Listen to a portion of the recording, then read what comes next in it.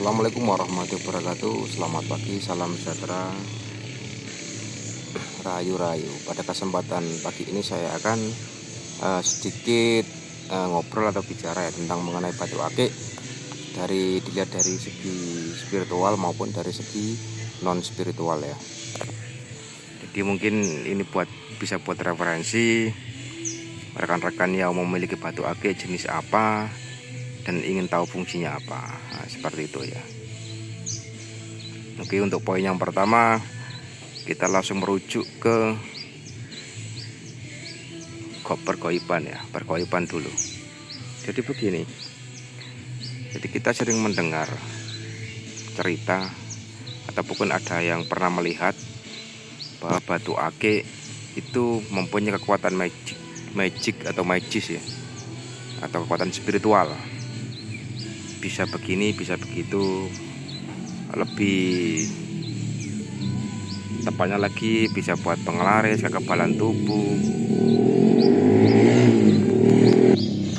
untuk pengasihan, untuk melancarkan usaha dan lain sebagainya ya. Itu dari segi spiritualnya. Jadi begini,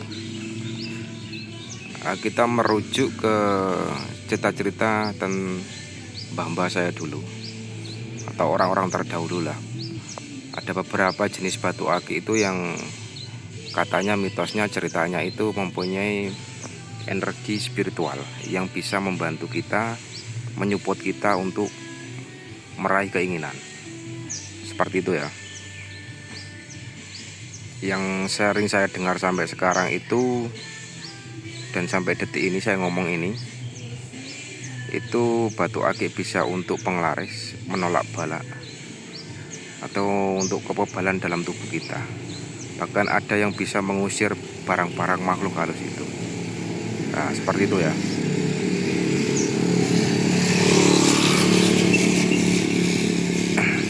Jadi untuk masalah pergoiban ini, saya pikir percaya nggak percaya ya. Dibilang nggak percaya juga ada yang pernah menyaksikan, merasakan manfaatnya.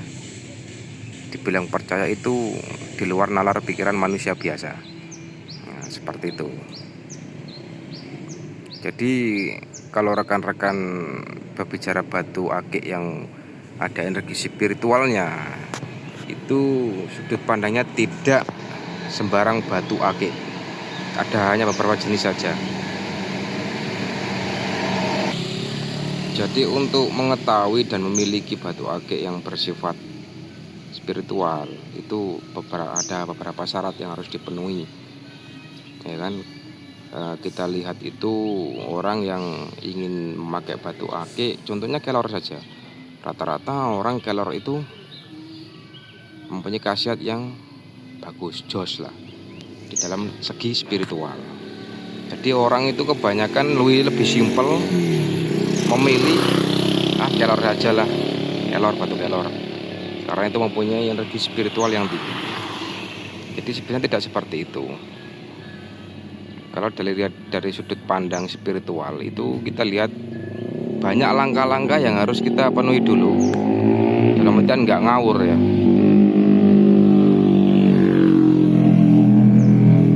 Nggak ngawur, nggak asal kita beli batu, memiliki batu, itu nggak ada hitungannya. Jadi di Primbon Jawa itu sudah tertulis ya, bahwa orang yang cocok memakai batu akik jenis ini, jenis kelor, badar besi, terus batu-batu yang lain, itu harus sesuai dengan hitungan tanggal lahir atau bulan. Ada neptu weton seperti itu ya. Jadi tidak ngawur dari segi spiritual. Dan batu akik pun kalau sudutnya dari segi spiritual, perawatannya itu berbeda dari akik yang non spiritual. Nah, seperti itu ya. Jadi untuk batu-batu akik yang spiritual itu ada perawatan sendiri, pakai minyak ada, terus cara merawatnya itu bagaimana, jam berapa, hari apa, itu rutin. Nah, seperti itu. Kenapa orang-orang dulu itu meyakini batu akik itu bisa sakti dan bisa membantu mereka mewujudkan suatu keinginan, ya kan? Itu kan hanya mitos atau fakta, kan kita belum tahu. Nah, kita lanjut ke segi logisnya, logikanya. Kenapa batu aki itu menurut cerita mitos itu bisa menyupport kita ya untuk menjadi lebih baik, atau menyupport kita untuk mengarahkan kita supaya keinginan kita tercapai. Dalam artian lantaran batu itu kita bisa sukses, lantaran batu itu kita akan kebal santet, kebal apa dan sebagainya. Nah, begini, saya kasih penjelasan.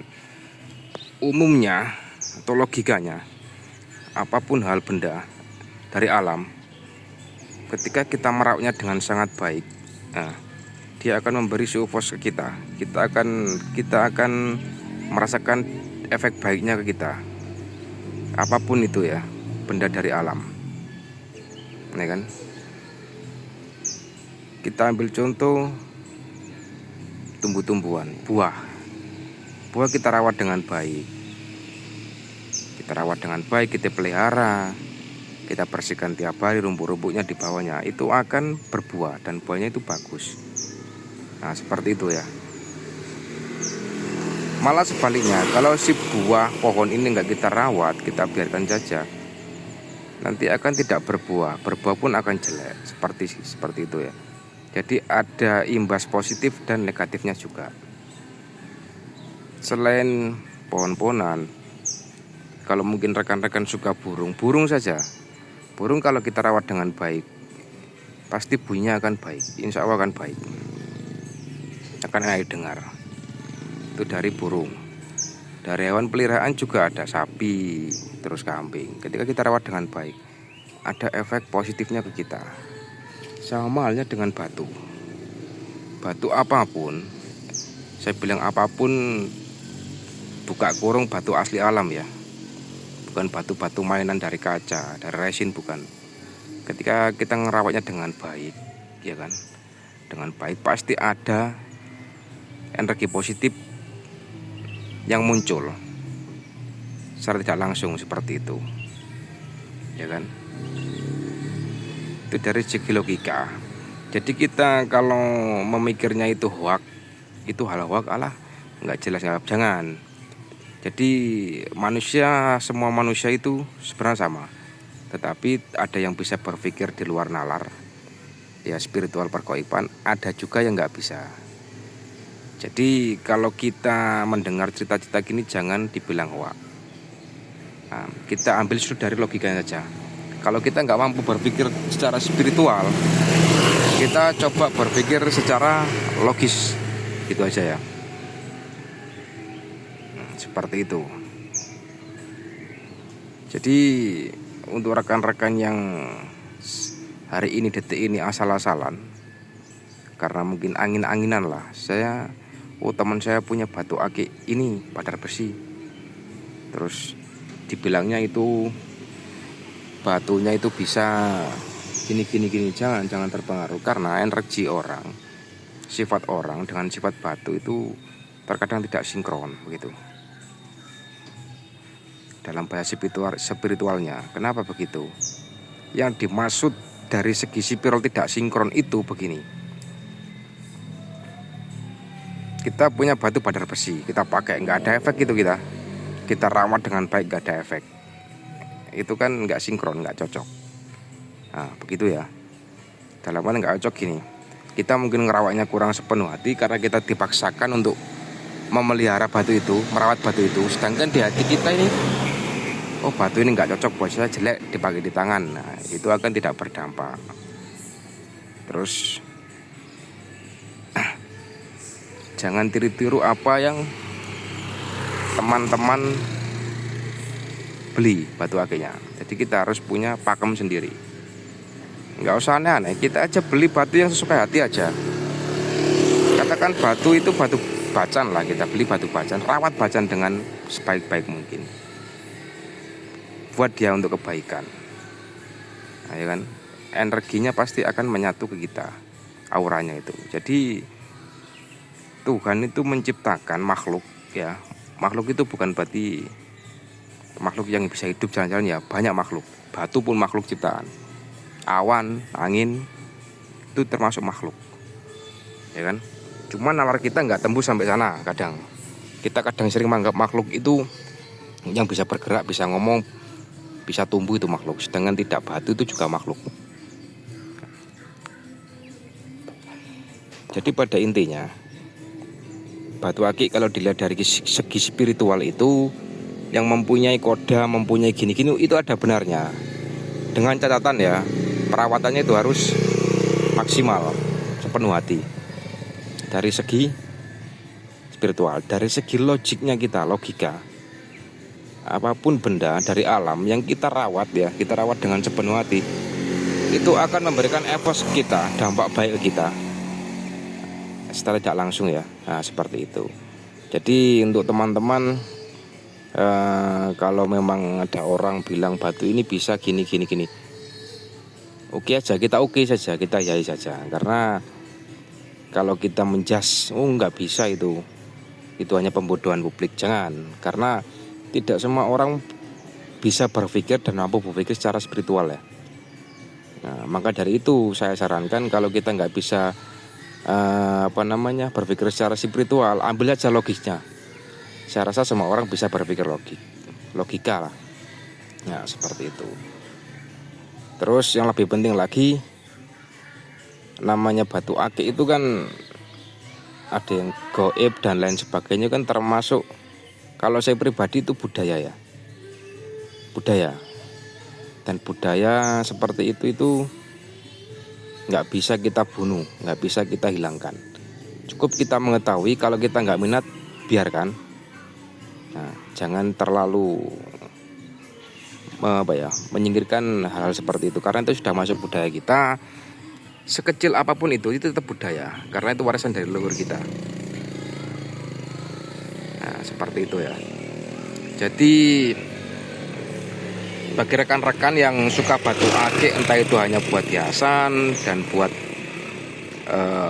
perelmuan, pergoiban, monggo. Tetapi di sisi lain, kalau memang rekan-rekan memang hanya suka batu akik karena hiasan tangan, nanti kalau rawatannya bagus, insya Allah akan memberi dampak positif. Itu ada dampak positif, pasti ada, ya kan.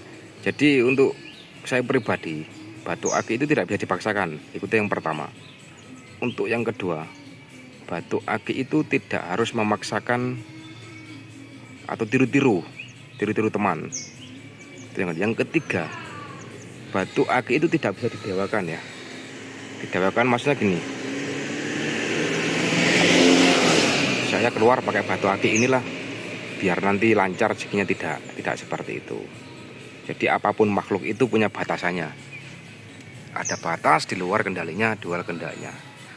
Nah, seperti itu. Jadi itulah penjelasan dari saya. Mungkin ada keliru atau salah, monggo di-share atau disaring ya, atau di komen.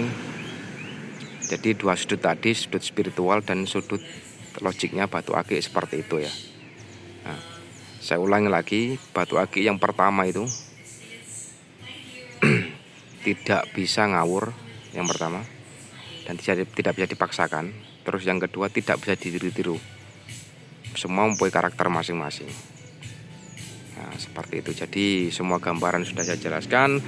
Monggo kalau ada koreksi, mungkin ada share-sharean atau sharing ke saya, monggo dikomentari ya. Terima kasih. Assalamualaikum warahmatullahi wabarakatuh.